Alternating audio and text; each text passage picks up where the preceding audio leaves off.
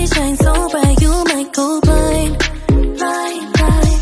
When I walk through, they close, they... Hello!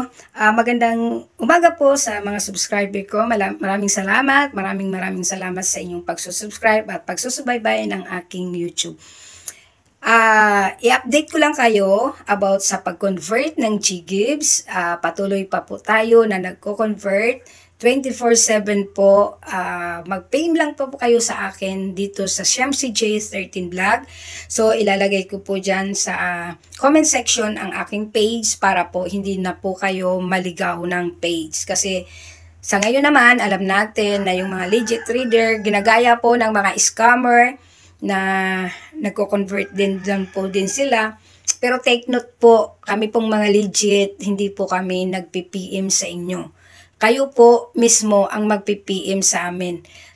Yun po ang tatandaan nyo na ang mga legit, kasi hindi naman po namin syempre alam kung magpapakonvert kayo. Syempre kayo ang naghahanap ng legit na trader, kaya kayo ang nakakaalam at kayo yung magtitingin kung legit po ang isang page. So, lagi ko pong nire-recommend sa inyo na ang legit na page, tingnan nyo yung recommendation, review. Kasi dyan nyo makikita at iba-iba po ang nagko-comment. Tapos, yung mga page na kagaya sa akin, yung page ko, meron pong review ako dyan. At nagpapa-legit check ako sa aking mga naging client. So, hindi ko naman po yan sila maiipon kung hindi ko naman sila mapapa-comment sa aking page kung hindi po ako legit.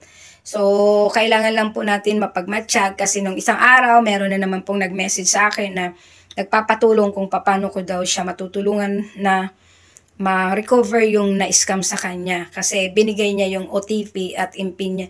Once na meron din kaming cases na nagko-convert din kami, lalo na kung nawawalan kami ng QR code, meron din kami sinasabi na kailangan namin ang OTP at IMPIN.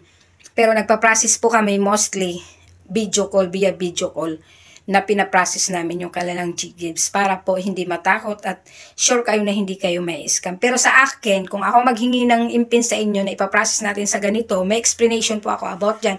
Either kung gusto niyo o hindi, nasa sa inyo po yan. Pero minsan lang po kami nag-a-ask ng yan kung kailangan talaga na wala po kaming QR code o wala po kaming mapaprocessa na iba na gustong-gusto nyo magpa-process, yun, ginagawa natin ng paraan. Pero, kung mag-ask man ako ng IMPIN at OTP sa inyo, sure yun na hindi ako mag-i-scam sa'yo at hindi ako makikialam ng inyong mga GCash.